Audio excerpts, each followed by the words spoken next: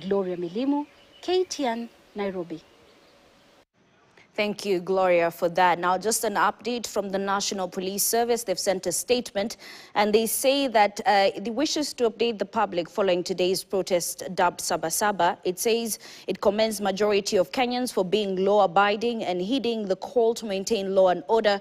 However, certain individuals remained determined to engage in acts of lawlessness that involved multiple criminal acts, including attacks on law enforcement officers and looting.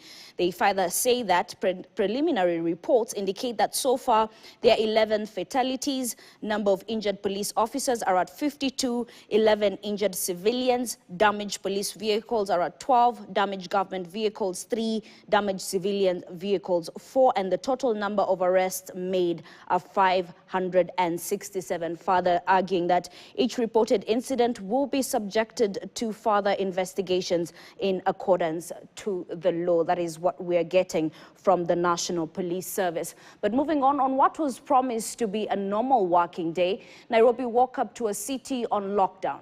By dawn, police had sealed off major roads, paralyzing transport and unsettling daily life. From stranded passengers to frustrated drivers, the capital and other cities were at a near standstill. With heavy security and deserted streets, the Saba Saba protests cast a long shadow over what was meant to be business as usual.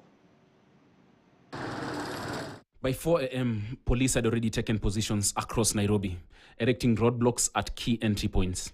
A heavy security presence across the city as the central business district felt unusually quiet. Bus stops remained deserted, shops locked, and tension hung in the air. In an effort to thwart protesters from storming major cities, authorities moved swiftly to block access ahead of planned demonstrations against recent killings, fearing large-scale unrest and public disruption. Authorities blocked major roads leading into Nairobi's city center, including Waiyaki Way, Kenyatta Avenue, Jogoo Road, Thika Road, Mombasa Road, Kiambu Road, Valley Road, and Uhuru Highway. Additional feeder routes were also sealed off as a strategy to contain anticipated protest activity. A comparable scenario unfolded in other major cities such as Mombasa, Kisii, and Nakuru, where heightened security measures and roadblocks mirrored the disruptions witnessed in Nairobi throughout the day. Passengers traveling from upcountry were compelled to disembark in areas like Uthiru, Kangemi, and nearby outskirts after police erected barriers along Waiyaki Way, preventing vehicles from proceeding into the city and causing significant commuter inconvenience. Toka Busia mwendo wa saa 2:30. Nimefika hapo mwendo wa saa 10:30 hivi.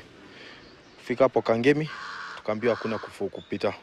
Polisi wameweka roadblock, kabidi tukageuka. Hata kuna abiria mpaka saa hii wako na watoto wako kwa hizi mabasi. Naelekea Kandisi. Na barabara zimefungwa, tumeshindwa tunaweza pita. Despite the government's assurance of a normal working day, transport operations were severely hampered, leaving drivers at a disadvantage as road closures and restrictions caused major delays, financial losses, and widespread uncertainty. Inaharibu business sana. Hakuna kazi. Biashara imekuwa ngumu. Kutoka asubuhi hakuna kazi tunafanya, shughuli yote inasimama.